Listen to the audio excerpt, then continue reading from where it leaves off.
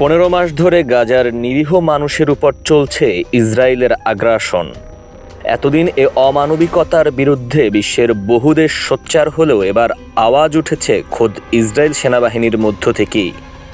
ইসরায়েলের একদল সেনাবাহিনীর সদস্য জানান তারা গাজায় আর যুদ্ধ চালাতে চান না, নিরস্ত্র ফিলিস্তিনি হত্যা করে ক্লান্ত এবং মানসিকভাবে পর্যদুস্ত তারা।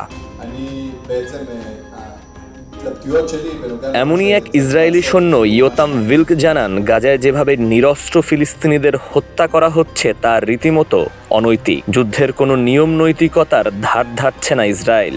গাজার বাফার জোনে ভিল্কের সামনে 12 জন ফিলিস্তিনিকে গুলি করে হত্যা করা হয়েছে, যাদের বেশিরভাগেরই বয়স কম।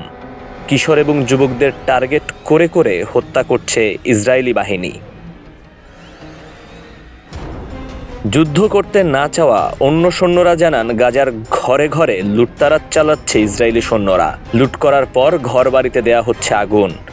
যে ফিলিস্তিন নাগরিক ইসরায়েলের নিরাপত্তায় সরিষা পরিমাণ হুমকির কারণ না, তাকেও বিনা দোষে করা হচ্ছে হত্যা। হামাস দমনের নামে ইসরায়েল সরকার ফিলিস্তিনকে নিশ্চিহ্ন করার পরিকল্পনা ফেঁদেছে, এমনটাই অভিযোগ তাদের। এরই মধ্যে 200 জন সৈন্যের একটি দল গাজায় আর যুদ্ধ চালিয়ে নিতে আগ্রহী না এমন পিটিশনে স্বাক্ষর করেছে। এতে করে চিন্তার ভাঁজ পড়েছে ইসরায়েল প্রশাসনের কপালে। যুদ্ধবিরতিতে রাজি না হলে নিজেদের সেনাবাহিনীর মধ্যেই দেখা দিয়েছে অসন্তোষ বৃদ্ধির শঙ্কা। মানবাধিকার সংগঠনগুলো বলছে ইসরায়েল গাজায় রীতিমতো গণহত্যা চালাচ্ছে। 2023 সালের অক্টোবরের হামলাকে পুঁজি করে নিজেদের স্বার্থ হাসিলের খেলায় মেতেছে নেতানিয়াহু সরকার।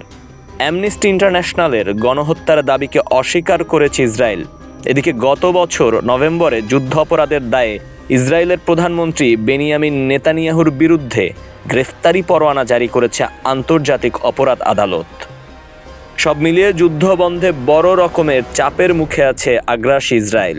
সম্প্রতি ইসরায়েল হামাসকে জানুয়ারির 20 তারিখের মধ্যে যুদ্ধবিরতির আহ্বান জানিয়েছেন যুক্তরাষ্ট্রের বর্তমান প্রেসিডেন্ট জো বাইডেন এবং নবনির্বাচিত প্রেসিডেন্ট ডোনাল্ড ট্রাম্প।